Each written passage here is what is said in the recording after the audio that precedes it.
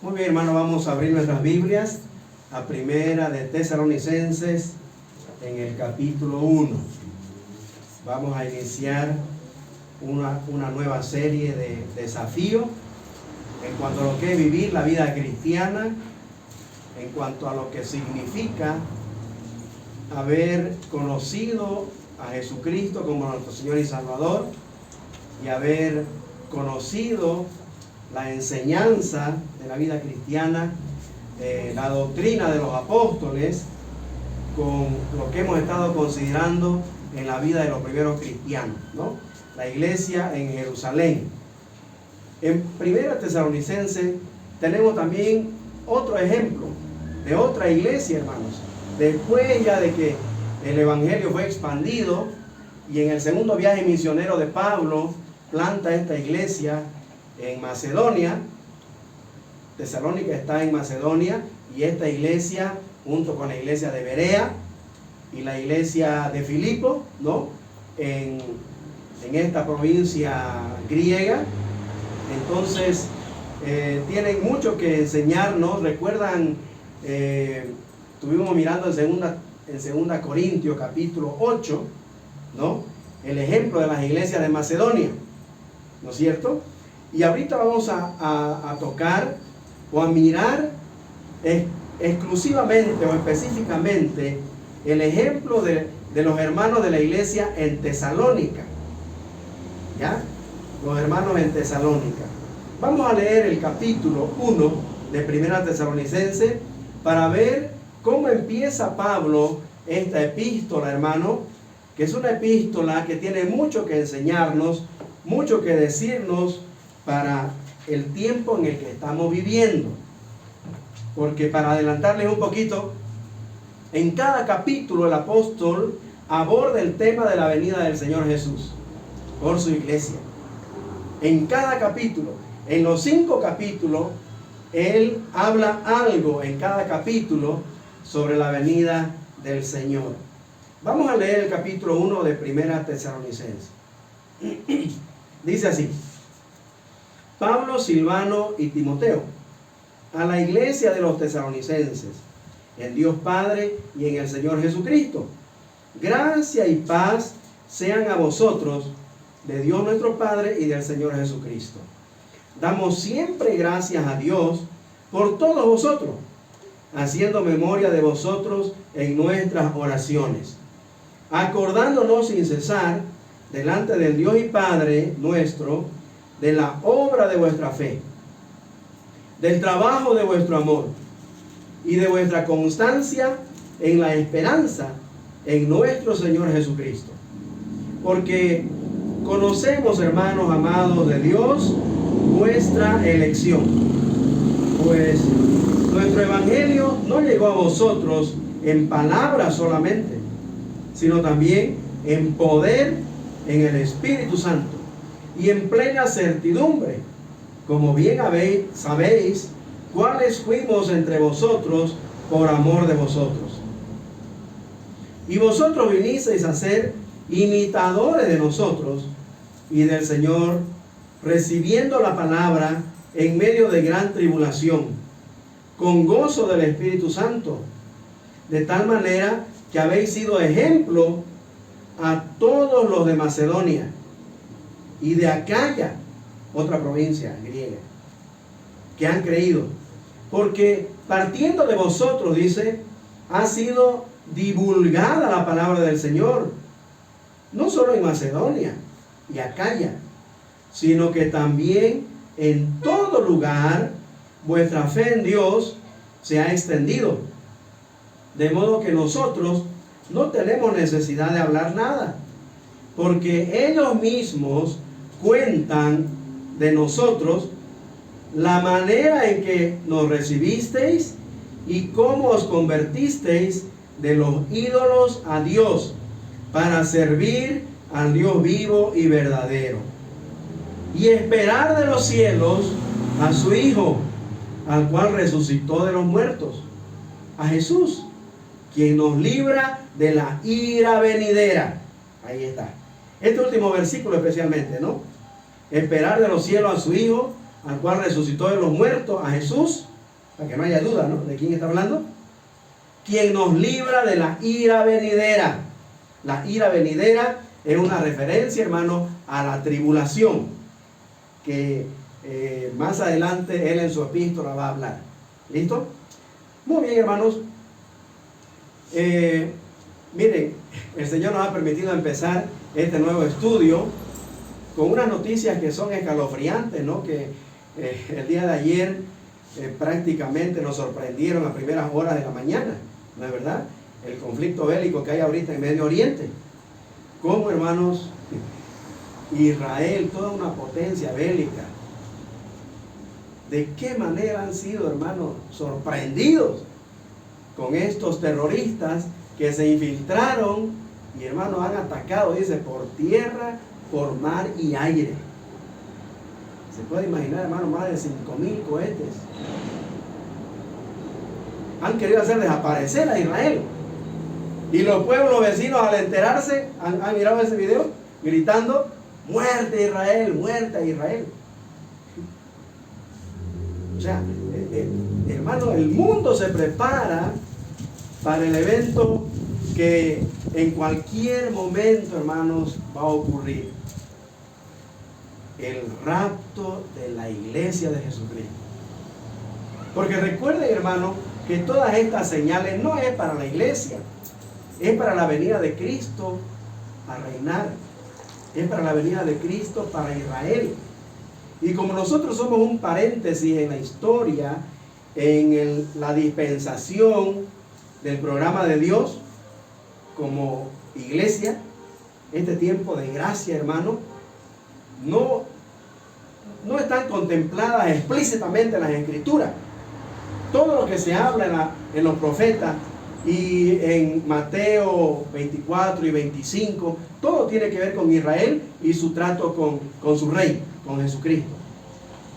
No hay la iglesia en Mateo 24 y en Mateo 25. Todo eso es en torno al retorno de Cristo para reinar en Israel. ¿Ya?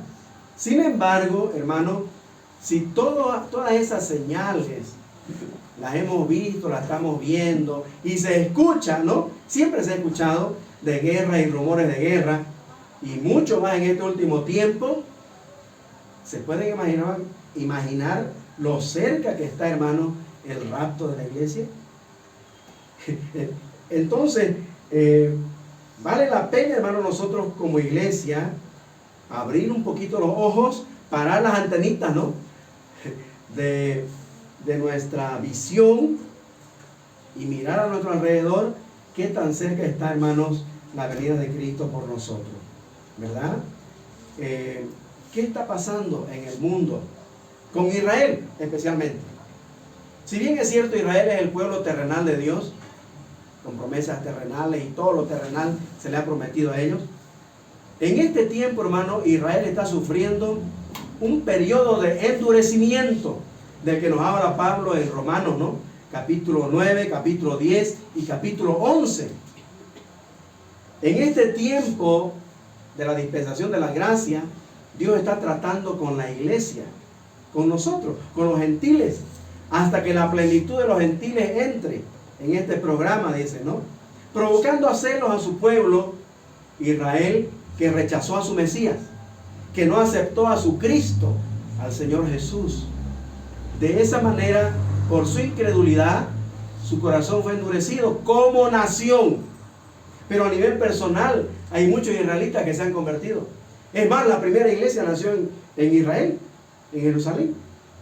Así que hay muchos judíos que forman parte de la iglesia, porque la iglesia, este pueblo de Dios celestial que viene pronto a buscar, está compuesta de judíos y gentiles que han creído en Jesucristo como el Mesías, como el Cristo prometido, como el Dios Jehová del Antiguo Testamento, que tomó forma humana para poder ir a la cruz y morir por el pecador y pagar nuestra deuda a Dios.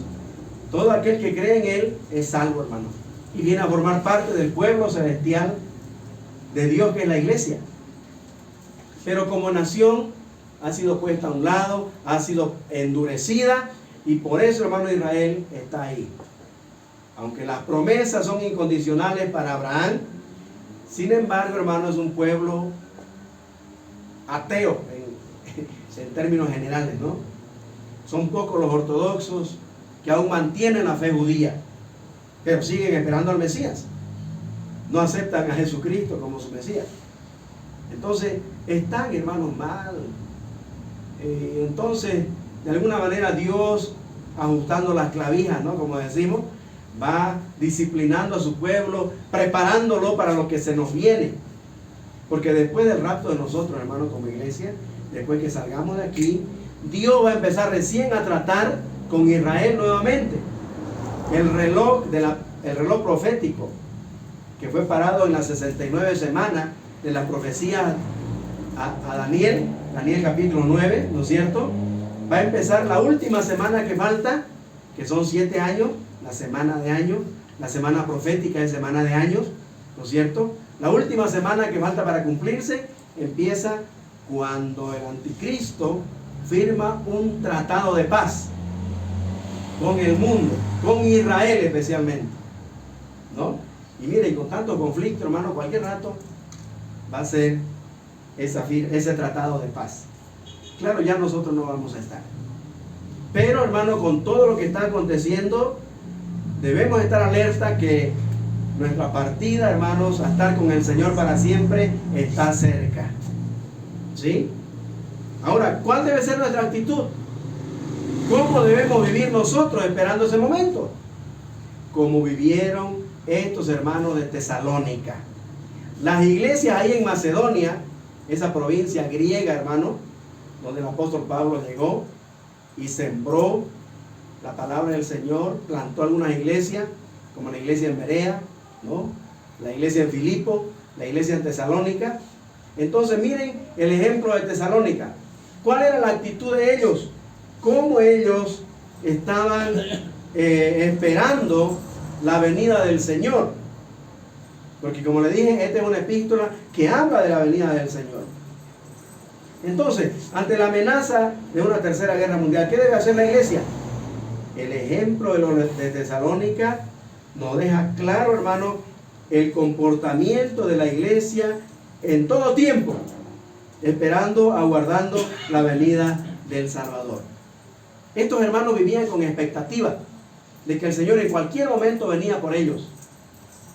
Y así debe vivir un creyente, hermano. Porque el fin del mundo para el creyente puede llegar en cualquier momento que le pase algo y muera. Como dijimos, ¿no? Con lo que contó la hermana Nadine. En cualquier momento nos llega la muerte. A una niña de 3, 4 años, a un joven, a un adolescente, a un adulto mayor. No sabemos, ¿no es cierto? Y ese es el momento en que vamos al encuentro de nuestro Creador. Y debemos estar preparados en todo tiempo. Los hermanos de Tesalónica estaban viviendo, hermano, miren, con lo que vamos a empezar a considerar. ¿Ya? ¿Cómo vivía la iglesia en Tesalónica esta expectativa de que Cristo venía muy pronto por ellos? Versículo 3. Bueno, el apóstol empieza su epístola diciendo de que él ora por ellos, da gracias a Dios por ellos, ¿no? Y el versículo 3 dice lo que le motiva a orar y dar gracias a Dios por ellos. Mire el versículo 3. Hay 3 cositas aquí. Oraba, dice, en sus oraciones, acordándonos, porque está hablando Pablo, Silvano y Timoteo. ¿Ya? Y dice, acordándonos sin cesar. Esto no es que una vez nomás oraron por los tesalonicenses. No, oraron, dice, sin cesar delante del Dios y Padre nuestro, en primer lugar, de la obra de vuestra fe. Anótese, hermano, la obra de vuestra fe. ¿Cómo debe vivir la iglesia aguardando la venida del Señor en cualquier momento?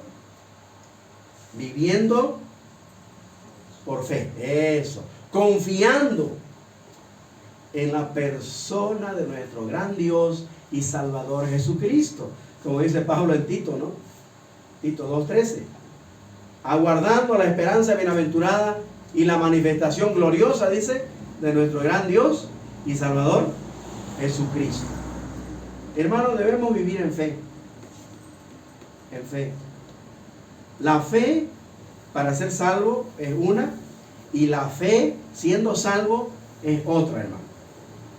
¿De qué se trata la fe que nos salva? De aceptar la obra de Cristo a nuestro favor. ¿Sí?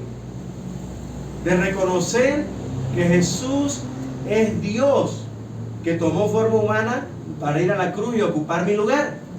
¿Sí?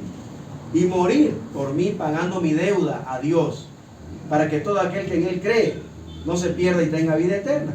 Entonces, la fe salvadora es esa fe depositada en la persona de Cristo, en la persona y en la obra de Cristo a mi favor. Amén.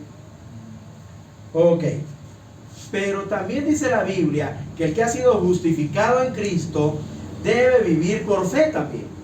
Romanos 1:17. ¿Sí? Romanos 1:17 dice que debemos vivir por fe, ¿no? Debemos vivir por fe, debemos andar por fe. ¿Qué significa eso como justificados?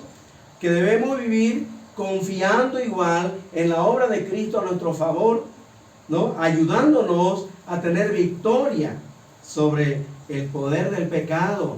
Esto tiene que ver con la santificación.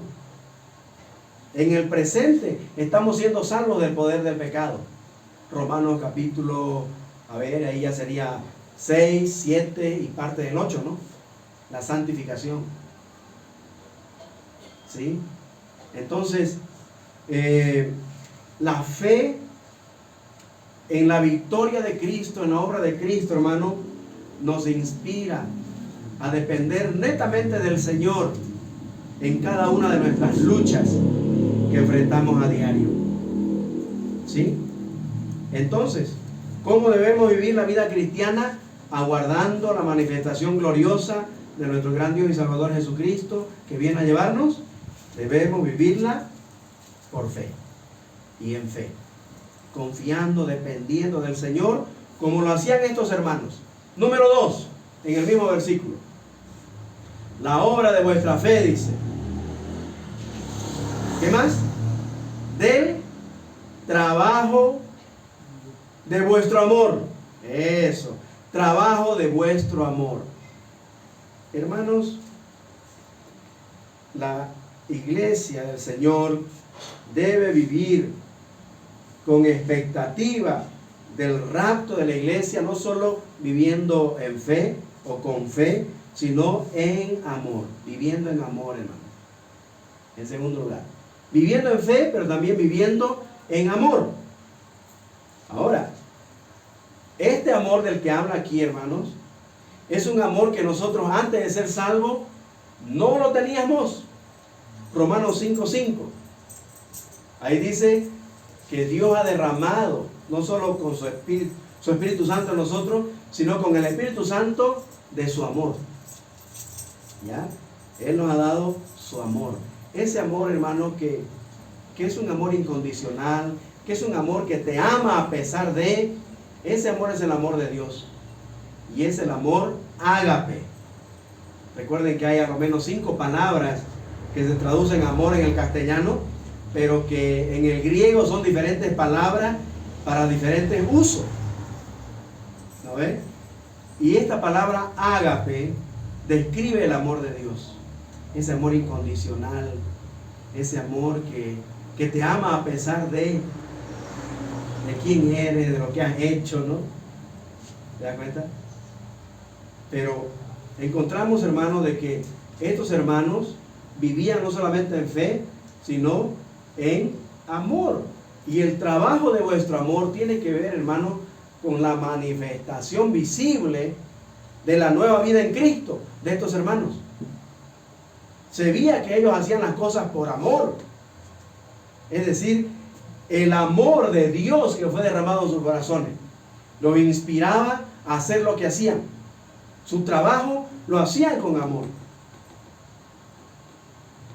De la obra de vuestra fe, pero también dice del trabajo de vuestro amor. ¿Sí? Entonces, La iglesia, hermano, debe vivir la vida cristiana en amor. En amor. ¿Sí? Y hay algo más en el versículo 3. Dice, y de vuestra constancia en la esperanza en nuestro Señor Jesucristo. Constancia en la esperanza. Constancia, hermano, tiene que ver con perseverar, ¿no? ¿Sí? Con ser paciente y esperar. No cansarnos tan pronto. ¿Sí? No estar ahí desesperado, ¿no? De tirar la toalla. Uy, el Señor dijo que iba a venir y no viene, ¿no? Tanto tarda, ¿no? Y recuerden, como dice Pedro, que no es que el Señor lo tome por tardanza, ¿no? Sino que es paciente, no queriendo que ninguno se pierda, dice, sino que todos procedan al arrepentimiento, ¿no ves? Entonces, estos hermanos en Tesalónica eran ejemplo de esa perseverancia, ¿ya? Ellos perseveraban, entonces ellos eran constantes en la esperanza en nuestro Señor Jesucristo. La esperanza de que el Señor viene en cualquier momento a llevar a su iglesia. Amados hermanos, con esto encontramos en un versículo, miren, la triada de la vida cristiana, como dicen, ¿no? Las tres virtudes que identifican la vida cristiana, de la cual Pablo habla constantemente en todas sus epístolas. ¿No es verdad? El apóstol Pablo insiste, hermano, en que nosotros vivamos la vida cristiana en fe, en amor y en esperanza. Recuerden lo que dice en 1 Corintios 13. Y ahora permanecen, dice, la fe, la esperanza y el amor. Estos tres. Pero el mayor de ellos es, ¿qué dijo? El amor. El amor de Dios que ha sido derramado en nuestros corazones. ¿Por qué? Porque cuando las cosas son hechas con amor, hermano, nuestras obras o nuestro trabajo lo hacemos en amor, en el amor de Dios, inspirado por el amor de Dios, es una bendición, hermano, para quienes son beneficiados, y también Dios es glorificado. Dios es glorificado, hermano. ¿Sí? Entonces, esta es una iglesia que nos deja un ejemplo y un desafío. Cómo vivir la vida cristiana, ¿no? Con expectativa de la venida de Cristo en cualquier momento por nosotros. En fe, en amor, en esperanza. Pero el versículo 5 dice, bueno, el 4 dice, porque conocemos, hermanos amados de Dios, vuestra elección. ¿Ya? Es decir, estaba convencido Pablo de que estos hermanos realmente eran elegidos de Dios. Realmente fueron escogidos por Dios para la salvación. Aunque ellos no lo sabían, al escuchar el Evangelio y responder en fe, se dieron cuenta después, se enteraron después de que habían sido elegidos, de que habían sido escogidos para la salvación. Porque Dios en su presencia sabía que ellos iban a responder en fe. Es lo que ha pasado con nosotros, ¿no? Dios nos ha escogido igual desde antes de la fundación del mundo, en su presencia, sabiendo que aquel día que escuchaste la exposición del Evangelio, ¿no? Y la invitación de Dios a creer en Cristo, tú respondiste en fe. Pero dice el versículo 5, pues nuestro Evangelio no llegó a vosotros en palabras solamente, sino también en poder en el Espíritu Santo y en plena certidumbre, como bien sabéis, cuáles fuimos entre vosotros por amor de vosotros. Número 4, entonces la iglesia debe vivir la vida cristiana con expectativa en el poder del Espíritu Santo. En el poder del Espíritu Santo, hermano. Aquí Pablo nos cuenta de que la predicación de la palabra, la predicación del Evangelio entre estos hermanos en Tesalónica, llegó, dice, en poder, en el poder del Espíritu Santo y en plena certidumbre de la verdad que estaban predicando. Fue una iglesia que nació, hermano, por el poder de la predicación. que el Espíritu Santo, usando al apóstol Pablo y su equipo misionero, ya llegaron a tocar estos corazones, y estos corazones de los tesalonicenses respondieron al llamado de la salvación de Dios. Qué hermoso, hermano. Es un gran desafío el ejemplo de los hermanos en Tesalónica, de que vivamos también nosotros en el poder del Espíritu Santo, ¿sí? En el poder de la predicación del Espíritu Santo. Y un punto más que quiero que toquemos ahora, el quinto, sería cómo debemos vivir la vida cristiana aguardando que Jesucristo venga por nosotros en cualquier momento. Versículo 6. Hermano Víctor, ¿puede leerlo? Versículo 6. Primera Tesalonicenses 1:6. ¿Y vosotros? Vosotros vinisteis a ser imitadores de nosotros. y Y del Señor, sirviendo la palabra en medio de gran tribulación con gozo del Espíritu Santo. con gozo del Espíritu. Aquí hay dos cosas más, dos cualidades más que son un ejemplo en estos hermanos. Pero miremos el primero del versículo 6, la primera parte. Dice, vinisteis a ser imitadores de nosotros, de Pablo y de su equipo misionero, ¿no? Y también del Señor Jesucristo. Hermano, el tener un referente de quien nosotros de repente imitar su fe, imitar su trabajo, imitar su amor al Señor, es bueno. Es bueno imitar el ejemplo de otros creyentes maduros que han pasado ya por ese camino del crecimiento, de ese proceso del crecimiento espiritual. Así que ellos imitaron, dice primero, a Pablo y a su equipo misionero, ¿no? ¿Por qué imitaron a estos hermanos? Vosotros viniste a ser imitadores de nosotros, dice. ¿Por qué? Porque Pablo y su equipo misionero mostraban con su vida cómo agradar a Dios, cómo es la vida cristiana que agrada a Dios. Ellos sin duda tenían, hermanos, su conducta, su carácter, su comportamiento, como el carácter de Cristo, pues, ¿no?